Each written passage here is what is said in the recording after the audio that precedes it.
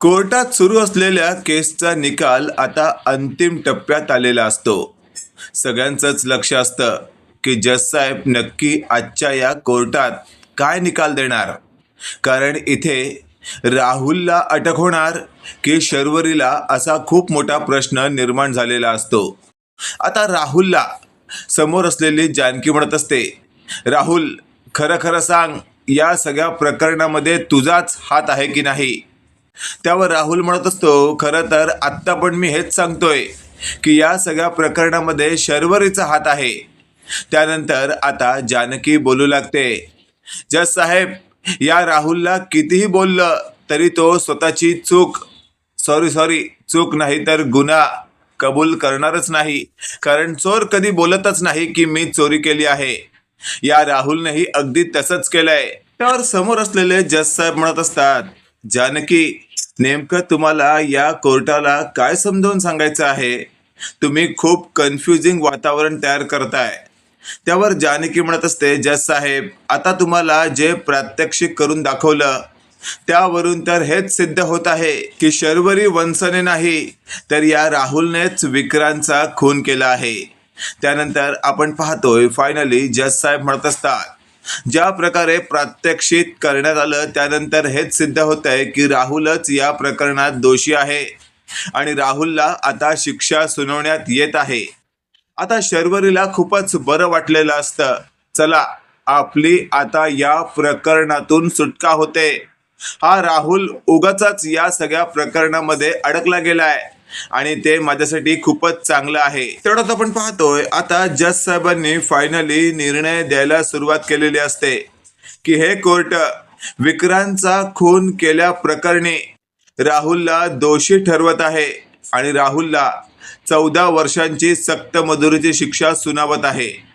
आता हे वाक्य जज साहेबांच्या तोंडून बाहेर पडताच तिथे नानांची एंट्री झालेली असते. अचानकपणे नाना तिथे आल्यामुळे एकच गदारोळ माजलेला असतो आणि सगळेच समोरून चालत येणाऱ्या नानांना पाहत असतात. नानांनी असं म्हटलेलं असतं, थांबा थांबा जज साहेब, निर्णय द्यायची घाई करू नका, नाहीतर ज्याने गुन्हा केलाच नाहीये त्याला उगाचच शिक्षा सुनावली जाईल. हे वाक्य ऐकल्यावर आता सगळेच अवाक झालेले असतात.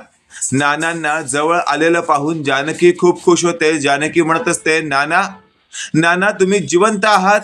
त्यावर नाना म्हणत असतात, हो जानकी. आणि तेवढ्यात शर्वरी, रणदिव्यांचे घरातले सगळेच पाहून एकदम आश्चर्यचकित झालेले असतात. नानांनी विटनेस बॉक्स मध्ये असलेल्या राहुलच्या जवळ राहुलचा हात हातात घेतलेला असतो. ज्या आपुलकीने नानांनी राहुलचा हात हातात घेतलेला असतो ते पाहून राहुल म्हणत असतो, नाना, अहो नाना, का असं केलं तुम्ही, का सगळ्यांसमोर आलात तुम्ही. त्यावर समोर असलेली शर्वरी म्हणत असते, दीड दमडीच्या रावल्या, माझ्या नानांना एवढं आपुलकी दाखवायची गरज नाहीये. आणि नाना, तुम्ही या नालायकाकडे कसे काय गेलात, तुम्ही तर माझ्याकडे यायला हवा होतात. या इकडे, तो नालायक आपल्या विक्रांतचा खुनी आहे.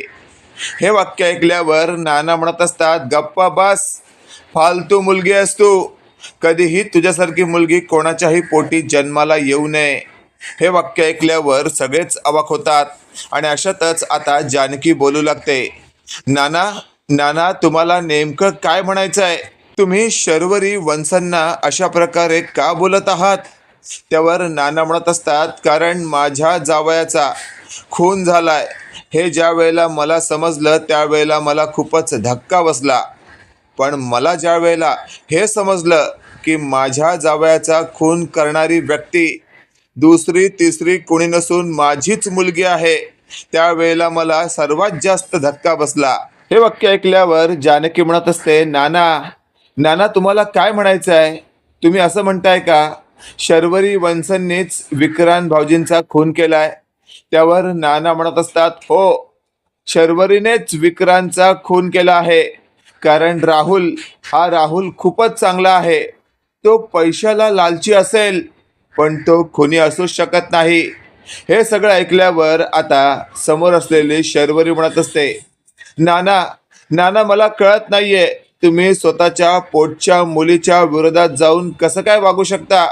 आणि ज्याने तुमच्या जावयाचा खून केलाय हे आता कोर्टात सिद्ध झालंय, त्या व्यक्तीला तुम्ही पाठीशी का घालताय?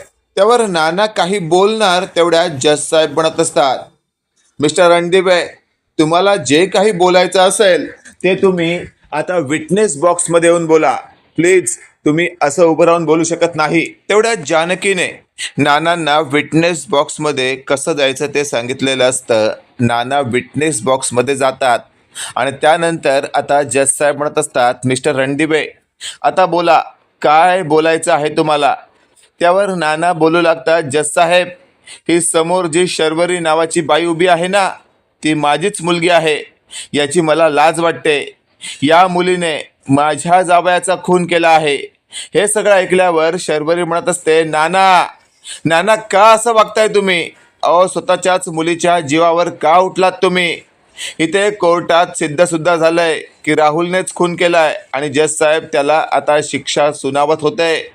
तुम्ही इथे येऊन सगळा घोळ घालताय. हे वाक्य ऐकल्यावर नाना म्हणत असतात, मी घोळ घालतोय? तू तर याच वेळेची वाट पाहत असशील की या ठिकाणी राहुलला शिक्षा व्हावी. पण लक्षात ठेव, मी इथे असताना राहुलला शिक्षा होऊ देणार नाही, कारण तुझ्याबद्दलचं सत्य आता मी सगळ्यांनाच सांगणार आहे. तेवढ्यात आपण पाहतोय आता राहुल म्हणत असतो, नाना, नाना, प्लीज काही बोलू नका. त्यावर लगेचच जानकी म्हणत असते, राहुल, जर काही नानांना बोलायचं असेल तर त्यांना बोलू दे. तू का अडवतोयस त्यांना? त्यावर राहुलला आता नाना म्हणत असतात, थांब जरा राहुल, आज तुझ्याबद्दलचं चांगलं सत्य सगळ्यांना कळालंच पाहिजे. आणि तेवढ्यात नाना म्हणत असतात, आज मी जे काही जिवंत आहे ना, त्याला एकमेव कारणीभूत राहुल आहे. राहुल जर त्या दिवशी योग्य वेळी आला नसता तर मी आज जिवंत नसतो. त्यावर ऋषिकेश म्हणत असतो, म्हणजे नाना, काय म्हणायचंय तुम्हाला? त्यावर नाना म्हणत असतात, हॉस्पिटलमध्ये माझ्या तोंडाला ऑक्सिजन मास्क लावलेला होता आणि मी त्याद्वारेच ऑक्सिजन घेत होतो आणि तिथे ही नालायक शर्वरी आली होती. योग्य संधीची वाट पाहून तिने माझ्या तोंडावरील ऑक्सिजन मास्क काढला आणि थोड्याच वेळात माझा तिथे बिना ऑक्सिजनने मृत्यू होणार होता. आणि ती तिथून गेल्यानंतर आलेल्या राहुलने तात्काळ माझ्या तोंडावर ऑक्सिजन मास्क लावला. त्यानंतर असं चित्र निर्माण झालं होतं की मी मेलो म्हणून. पण राहुलने त्यावेळेला मला समजावलं की नाना, इथे आलेली शर्वरीने तुम्हाला मारण्याचा प्रयत्न केला. त्यावेळेला नाना म्हणत असतात, अगदी बरोबर बोललायस तू, पण आता काय करू मी? माझीच मुलगी आहे ती. त्यावर राहुल म्हणत असतो, नाना, मी सांगतो तसं करा. तुम्ही माझ्याबरोबर चला. मी तुमच्यासारखी सेम टू सेम बॉडी या ठिकाणी आणून ठेवतो, जिचा ऑक्सिजन विना मृत्यू झाला असेल आणि ऑक्सिजनमुळे मृत्यू झाल्यामुळे पोस्टमॉर्टममध्ये सुद्धा हेच दिसेल आणि सगळ्यांना वाटेल तुमचा मृत्यू झालाय. नानांना राहुलचं म्हणणं पटलेलं असतं आणि नाना राहुलच्या घरी गेलेले असतात. आणि त्यानंतर आपण पाहतोय शर्वरीला असंच वाटलेलं असतं की आपण जो ऑक्सिजन मास्क काढलाय त्यामुळे नानांचा मृत्यू झालाय आणि आता आपल्याला कसलंच टेन्शन नाही. हे जेव्हा नानांनी कोर्टात सगळ्यांसमोर सांगितलेलं असतं त्यानंतर एकच धक्का सगळ्यांना बसलेला असतो. शर्वरी म्हणत असते, नाना, का खोटं बोलताय तुम्ही? मला या सगळ्यामध्ये का अडकवताय तुम्ही? त्यावर नानांनी साटकन शर्वरीचं थोबाड फोडलेलं असतं आणि असं म्हटलेलं असतं, अगं कलंक आहेस तू, कलंक. नाना बोलतेस तू मला ना?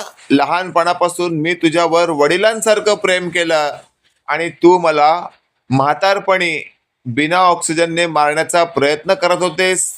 अगं, या भल्या माणसाने वाचवलं मला. राहुल जर योग्य वेळी तिथे आला नसता तर माझं काही खरं नव्हतं.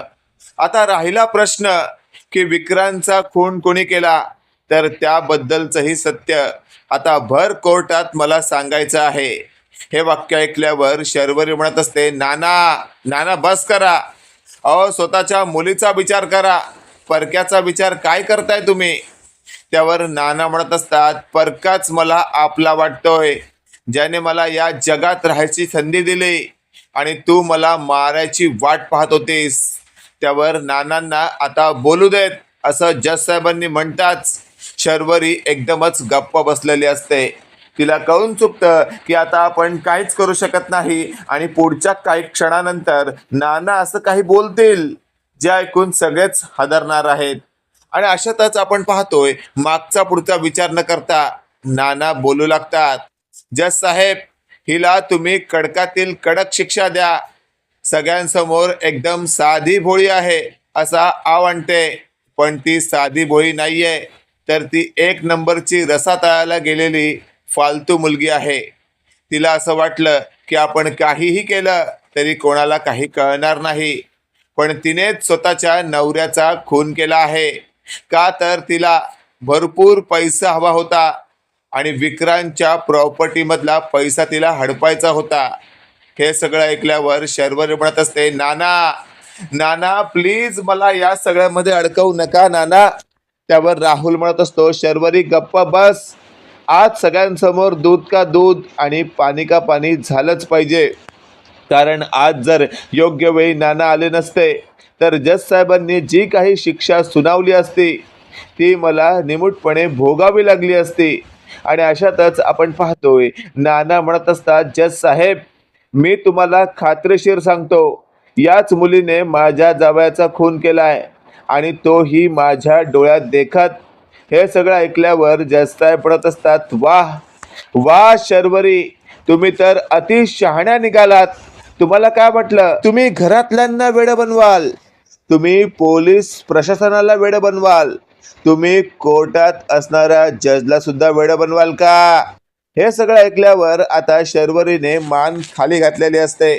तेवढ्यात आपण पाहतोय आता जानकी शर्वरीच्या जवळ येते आणि म्हणत असते, शर्वरी वंश, आतापर्यंत मी तुम्हाला शर्वरी वंश अशी हाक मारत होते, आता तर खरं तुमचं नाव घ्यायची सुद्धा इच्छा नाहीये मला. काय थर्ड क्लास बाय निघालात तुम्ही. असं करताना तुम्हाला काहीच कसं वाटलं नाही? स्वतःच्या नवऱ्याला ठार मारताना तुमचे हात नाही का थरथरले? हे सगळं जानकी बोलत असताना नाना म्हणत असतात, अगं जानकी, हिला नाही जनाची नाही मनाची लाज, हिला काय वाटणार ग? खरं तर हिच्यासारख्या बाईला आपण अजिबातच किंमत दिली नाही पाहिजे. तूच आतापर्यंत हिला खूप किंमत दिलीस. जानकी, एक सांगू का तुला, मला तर ही माझ्या डोळ्यासमोर नकोय. आणि अशातच आपण पाहतोय जज साहेब म्हणत असतात, आता कोर्टात हे सिद्ध झालं आहे की विक्रांतचा खून हा राहुलने नाही केलाय तर शर्वरीने केलाय. स्वतःच्याच बायकोने आपल्या नवऱ्याला संपवलं आहे. कारण काय तर पैसा, प्रॉपर्टी. हे सगळं ऐकल्यावर शर्वरीला कळून चुकलेलं असतं की आता आपण 12च्या भावात जाणार. आणि अशातच आता शर्वरीला जज साहेब शिक्षा सुनावत असतात की तुला आता आजन्म कारावास शिक्षा भोगावी लागणार आणि त्यात तुला खूपच मेहनत करावी लागणार आहे. प्रत्येक क्षणी तुला हे जाणवणार आहे की तू काय केलंयस ते. आता शर्वरीने स्वतःचाच हात स्वतःच्या कपाळावर मारून घेतलेला असतो आणि शर्वरी म्हणत असते, काय केलं मी हे? चांगलं सुखी आयुष्य होतं, स्वतःच्या नवऱ्याला मारून महाचूक केली मी, या राहुलच्या नादी लागली आणि सगळं काही संपवून टाकलं मी.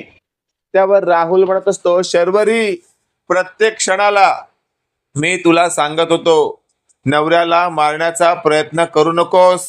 जे काही चुकीचं झालंय ते सगळं नवऱ्याला निमिटपणे सांग आणि तुझा नवरा होताच चांगला, जे काही समजून घेल त्यात तुला साथ देणारा.